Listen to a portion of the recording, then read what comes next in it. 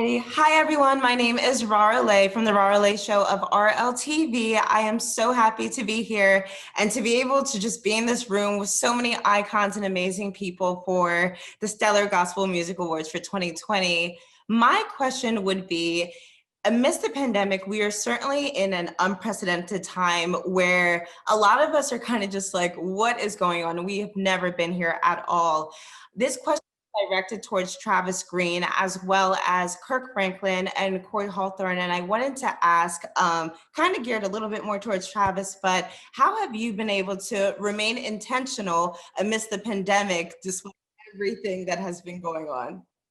I think fight for narrative. That's kind of what my think has been. I think everything today wants to inform your worldview, your your thought process. So whether that is CNN, Fox, or social media at large. And so for me, it's been confronting it and combating the narrative of the world. The world. The Bible says, "Be in the world, but not of the world."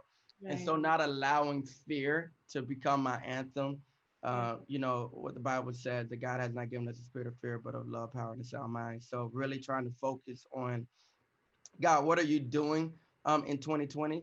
I just shared with my church last night. It's not like God in eternity is gonna, like, you know, say, guys, I'm giving Christians the year of 2020 off. We're gonna take this year off because it's such a bad year. Like, no, like, God still have expectations for us to steward what He's given us. That's good. And I think Good. man's obstacles are God opportunities. I think even in the midst of a low place, we have an opportunity to shine. Um, and that's what Don has done with Stellar Awards this year. I mean, no one would have blamed him for saying, you know what, we're going to take the year off. It didn't work out, but he pressed through. And the world needs the church to press through and to stand up. So for me, that's how I try to remain intentional, but still keeping my ear close to what God is asking for and what He wants. I Absolutely. am I am going to pass my opportunity since I've already spoken.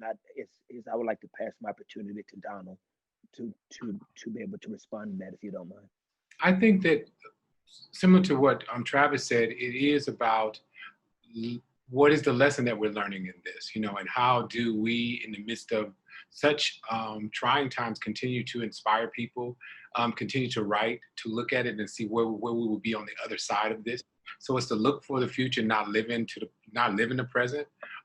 So for me, it's really been about just keeping a positive attitude, trying to inspire people. When you look out, if I can help my neighbor, if I can go pick up something from someone, I try to do that.